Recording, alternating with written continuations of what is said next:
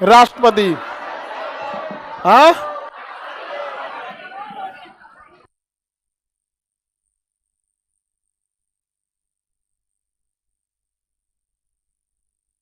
राष्ट्रपति टॉपिक पढ़ा रहे थे। हाँ? बंद कर दो बाबू गेट को वहां पे। आप में से कितने लोग ले लिए हैं बुक? कितने लोग नहीं लिया? हाथ उठाओ।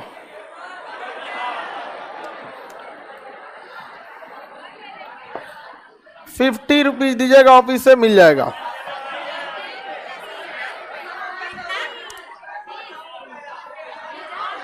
$50।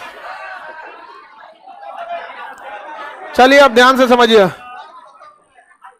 कौन बोल दिया खत्म हो गया? जाम में जाम के टाइम जब ऑफिस के समय जाम रहता तो आप उसी समय गए होंगे। हाँ, ऑफिस में भीड़ भाड़ के समय जाइएगा लोग तब नहीं ना होता है। भीड़ भाड़ नहीं रहेगा तब जाइएगा। पूरा दोपहर में खाली रहता है। एक बार आके ले लेंगे आप लोग। इससे पहले आपको राष्ट्रपति के बारे में बता दिए थे। हाँ? राष्ट्रपति खत्म। राष्ट्रपति का आर्टिकल बताया था, अब राष्ट्रपति की शक्तियां बतानी थी। हाँ,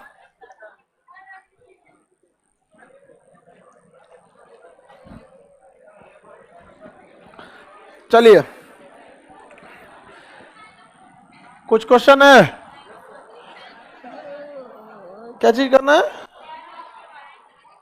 अरे लड़की सबका पंखा बंद कर दो जी, उधर से वहां से फैन बंद कर दो तो लड़की है।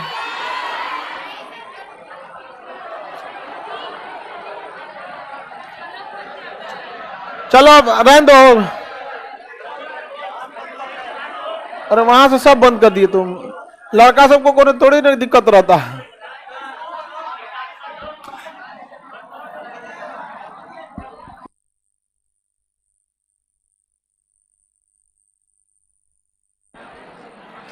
देखिए राष्ट्रपति का हम सारा अनुच्छेद बता दिए थे। राष्ट्रपति की अब शक्तियां बतानी है। राष्ट्रपति के पास कई टाइप की शक्ति होती है। एक होती है कार्यकारी शक्ति। कार्यकारी शक्ति, एग्जीक्यूटिव पावर। कार्यकारी शक्ति, एग्जीक्यूटिव पावर।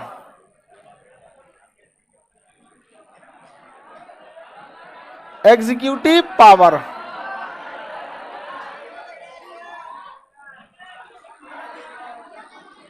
जिनको ठंडी लग रही है ठंडा बर्दाश्त कीजिए, जिनको गर्मी लग रही है गर्मी लगने दो, छोड़ दो। ठीक है, आप पॉलिटी पढ़ने आए। कौन बोला तो इधर सबसे पहले चालू की थी सभी सब? पंखा बंद कीजिए, कर दीजिए सर। सब जितना बवाल रहेगा ना, दिनायक, खजुआ, चेचक, पोड़ा, सब इधर इधर आ जाएगा।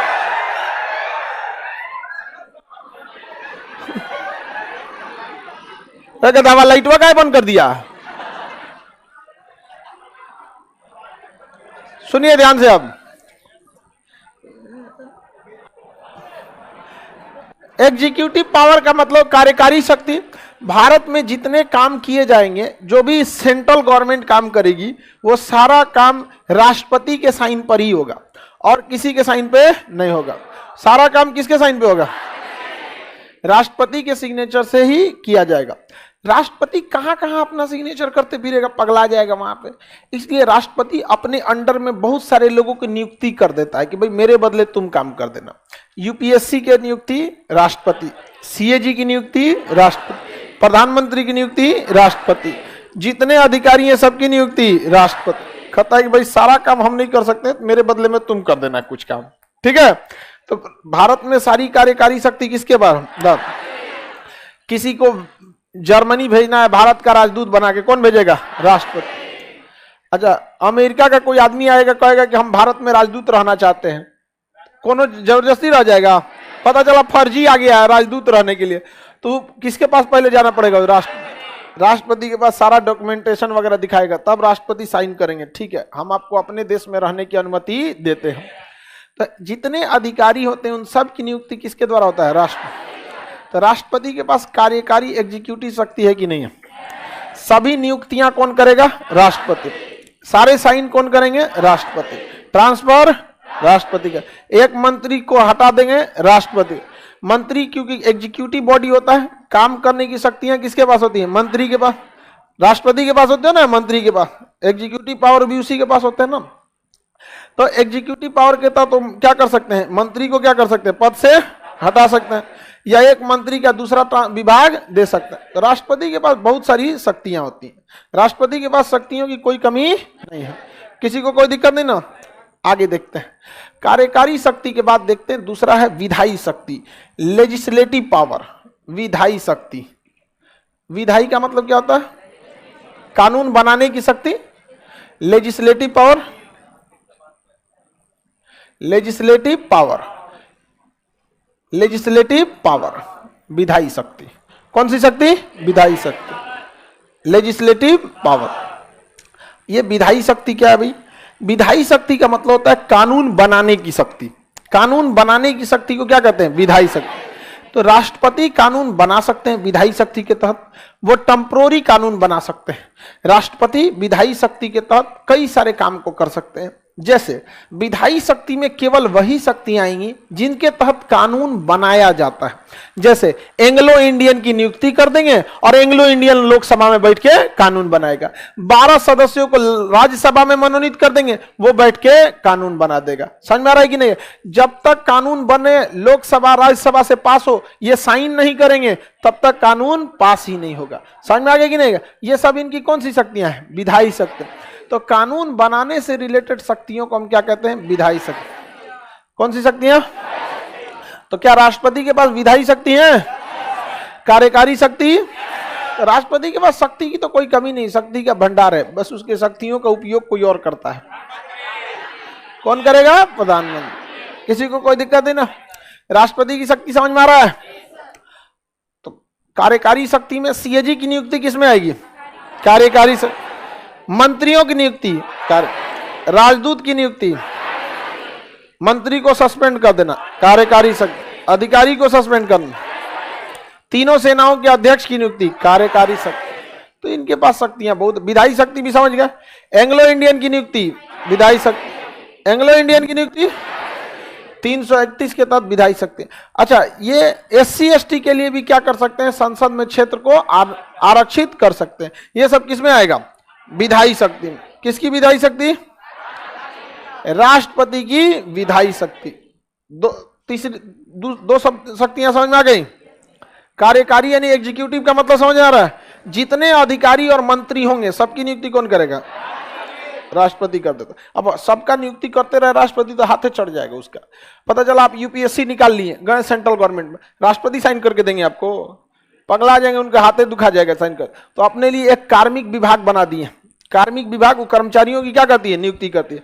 कार्मिक विभाग के मंत्री आपको साइन करें। सारा ट्रेनिंग हो जाएगा तो एक दिन आपको मिलवाने ले जाएगा राष्ट्रपति भवन में, एक दिन आपको डिनर पे बुलाया जाएगा। वहां पारा पारी अपन 5-5 मिनट का भाषण दीजिए ना, तो राष्ट्रपति का मन उब जाएगा। 1 घंटा अपने भाषण देकर चल गया, समझ आएगा कि नहीं आ गया?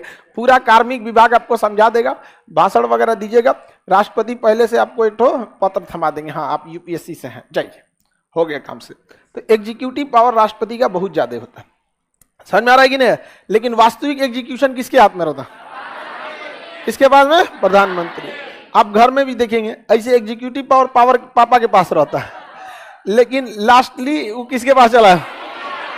हाँ, मम्मी का बात कटा। बाप रे बाप। अब मम्मी का अगर बात काट दिए ना तो मम्मी उठाएंगी 25 साल पुराना बात। अब कम से कम 25 साल पहले से चालू करेंगे, शुरू से यह होते रहा है, आज तक हमारा कोई बात ना माना जाता। 25-30 साल पुराना बात लेके चलाते। हाँ, गृह युद्ध प्रारंभ हो जाता है यहाँ पे, और गुस्सियाले रहेंगे यहाँ पे। समझ में आ गया कि नहीं? आप लोग क्या ऐसा होता है? हाँ, सबकी मम्मी एक जैसी।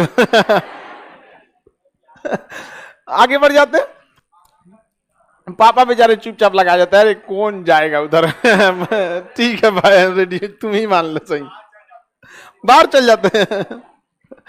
आगे चलते हैं हम लोग। तो 2 शक्तियां आप लोग को समझ में आ गई। एंग्लो इंडियन की नियुक्ति किसके तहत आएगी? हाँ, एंग्लो इंडियन विधायी शक्ति। अच्छा, अधिकारी कार्यकारी।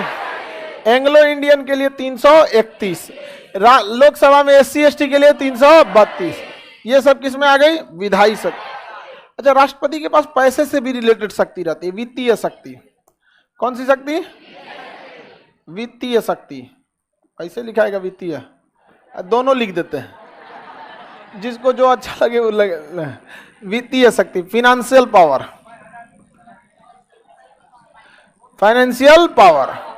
फाइनेंशियल पावर भी राष्ट्रपति के पास बहुत होता है। देखिए, राज्य का जो भी बजट होता है, अभी निर्मला सीतारमण ने बजट को क्या किया? प्रस्तुत किया। राज्य का जितना बजट होता है वो प्रस्तुत करने का अधिकार केवल राष्ट्रपति को है। बजट दूसरा कोई प्रस्तुत नहीं कर सकता है जब तक राष्ट्रपति उसे डिप्यूट न करे कि मेरे बदले तुम प्रस्तुत कर दो। समझ में आ गया? अमूमन बजट कौन प्रस्तुत करता है? वित्त मंत्री।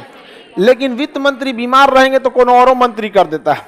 समझ में आ गया कि नहीं गया? एक समय था रेल मंत्री पीयूष गोयल भी बजट पढ़ दिए थे। उस समय वित्त मंत्री बीमार चल रहे थे। कौन थे? अरुण जेटली थे क्या? बहुत पहले की बात। अरुण जेटली बीमार चल रहे थे तो बदले में कौन पढ़ दिया?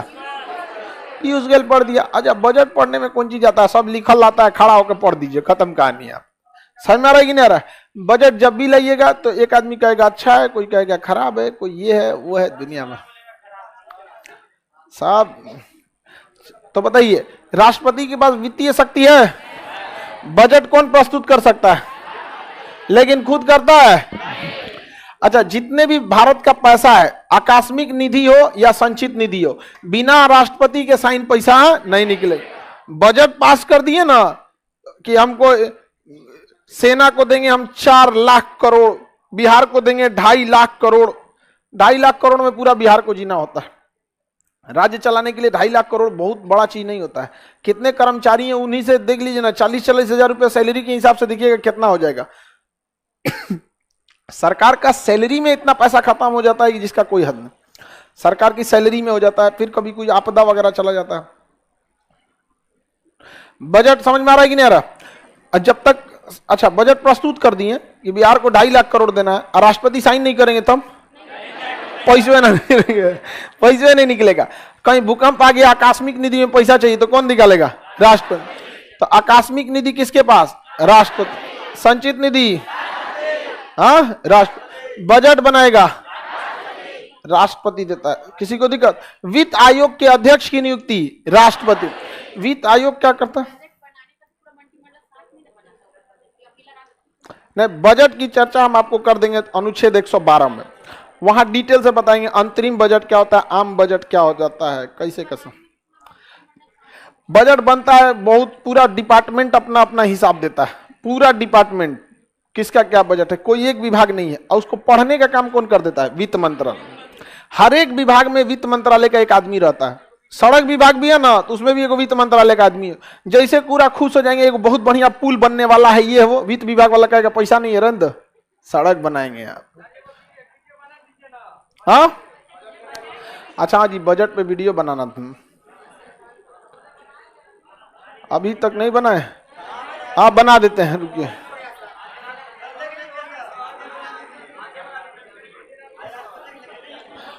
चलिए आज बना देते हैं बजट पे। वित्तीय शक्ति समझ में आ गया कि नहीं गया? वित्त आयोग की नियुक्ति कौन करते हैं? राष्ट्रपति। वित्त आयोग बहुत बड़ा पद होता है। वित्त आयोग आर्टिकल 280 में चर्चा है। इस सब के बारे में हम अलग से आपको पढ़ाएंगे। अभी राष्ट्रपति के पास है तो हल्का हल्का चमका के निकल जाते हैं, तनी तनी सबको वित्त आयोग वगैरह तनी तनी आप क्या कर दीजिए, देख लीजिए, ताकि आगे आपको समझ में आएगा। किसी को कोई नहीं दिक्कत नहीं ना है। वित्त आयोग का काम होता है, जैसे बिहार सरकार टैक्स दिया और उसको आप पैसे नहीं दीजिएगा, नहीं कहते लोग कि डबल इंजन की सरकार है, ये सरकार है, कितनों इंजन की सरकार है, कोई पैसा नहीं रोक सकता है। अंबेडकर साहब का संविधान है, राज्य जितना टैक्स वसूल के दिए हैं उसका 43% उनको लौटा देना होता है। चाहे आपकी डबल इंजन की सरकार रहे, चाहे ट्रिपल इंजन की रहे, चाहे टूटहा इंजन रहे, चाहे बिना इंजन रहे, राज्य जितना टैक्स वसूल के देगा उसका 43% उस राज्य को लौटा दिया जाएगा। इसलिए कोई उनसे पैसा छीन नहीं सकता। लेकिन अगर दोनों ही राज्य यानी राज्य और केंद्र सरकार दोनों में अगर सेम गवर्नमेंट रहती है तो केंद्र सरकार क्या करता है ना, क्योंकि उसके पास भी अपना पैसा है तो आपको ज्यादा दे देगा। आपके यहाँ एयरपोर्ट डाल देगा, आपके यहाँ रेलवे, 2 यूनिवर्सिटी डाल देगा, 2 एम्स डाल देगा, दुनिया भर का जोग दे लो। तो डबल इंजन की सरकार से यही फायदा होता है। लेकिन कोई इंजन मत नोच के लेके चल जाए, इसलिए संविधान में बनाया गया है वित्त आयोग, और कहा गया कि कैसो गठबंधन की सरकार रहे कुछ भी रहे, राज्य ने जितना टैक्स दिया है उसका 43% कम से कम उसको मिलना ही चाहिए। उसके बाद केंद्र सरकार का मन जितना पैसा दे दे। समझ आ गया कि नहीं? अब बिहार वगैरह राज्य को, पूर्वोत्तर राज्य को कोई ध्यान से नहीं देता है सेंट्रल गवर्नमेंट। बिहार को तो कोई भी गवर्नमेंट आ जाए, बिहार को देखने नहीं चाहते हैं लोग, नहीं, अजीब टाइप का रहता है, सौतेलापन व्यवहार बिहार और नॉर्थ ईस्ट। इसके साथ हमेशा एक सड़क बन रहा है हाजीपुर से छपरा, 12 साल हो गया, 70 किलोमीटर सड़क 12 साल में बन रहा है, और अभी ना वो 4 साल और लगेगा उसको बनने में। ऐसा क्यों? क्योंकि सरकार किसी की भी रहे, मंत्री कुछ भी करे, आप वोट डालेंगे अपन जात देख के, तो काहे काम करेगा? अगर कोई बहुत अच्छा आदमी आता है, वो बिहार की बाढ़ की समस्या को दूर कर देता है, केंद्र सरकार से लड़ झड़ के बजट लाता है, किसी सरकार की किसी विभाग का बजट कोई कटौती करता है, महिला बाल विकास से कुछ काट लिया, थोड़ा सा शिक्षा से, किसी चीज से कुछ कटौती किया, और उससे आपको बाढ़ की समस्या को दूर कर दिया। उम्मीद क्या करेगा वो कि अगली बार वो नेता अगर वोट मांगने जाए तो उस बाढ़ ग्रसित पूरा जिला उसको वोट दे। नहीं देगा, उसका या तो पैसा पे बिकेगा, या तो जिस जाति का है उसी जात का हो, वो बाढ़ में डूबल रहे मर जाए, लेकिन जात को ही वोट देगा। तो काहे कोई काम करेगा? केवल आप नेताओं को देखते हैं, अपना भी तो एक बार देखिए, काम करके क्या मिलेगा उसको। ये बात तो नेता अच्छे से समझ जाते हैं। यहाँ सारा खेल किस चीज का है? जाति का है। इसलिए अपन हर जाति का एक गो नेता, हर पार्टी में देखिएगा ना, हर जात का एक गो ना चेहरा रखे रहता है सब, हर जात का, हाँ फलाना आदमी है, इनका आदमी, यही सब तो होता है। इसलिए जितना जाति यहाँ व्यवस्था है ना, उतना बिहार मतलब देश के अन्य राज्यों में जाति उतना नहीं है। धार्मिक मामले हैं, लेकिन जैसे धार्मिक मामला बिहार में आता है तो जातिगत मामला हो जाता है। बाहर में कौन सा मामला है? धार्मिक मामला, समझ में गए? और बिहार में आते हैं जाति। तनी चल जाए लोग, नेता लोग तनी केरल चाहे तमिलनाडु में साइड कर दे, निकल यहाँ से, वहां तमिलनाडु केरल ये सब जगह में निकले, यहां से जाति उती बात करता है, यहां से एजुकेशन। इसलिए नेता अपना मुंह जला चुके हैं। वो लोग एजुकेशन को बढ़ावा दे दिए साउथ इंडिया में, इंडस्ट्रीज को बढ़ावा दे दिए साउथ इंडिया में, नेताओं को वहां कोई पूछता ही नहीं है। इसलिए सोचता है 1-2 राज्य बचल है, यूपी बिहार, इसको कैसे भी उलझा के रखो। सब चीज की अपनी भलाई है यार। जातिगत जनगणना, जाति है तो जातिगत जनगणना है, जाति है तो आरक्षण है, जाति है तो सब कुछ है। एगो लता जी का गाना आया था, हमको भी गम ने मारा तुमको भी गम, इस गम को मार डालो। समझ में आ गया कि नहीं? जाति लिखने का ही देता है, नाम लिखो ना, अगवा टाइटल का ही लिखता है।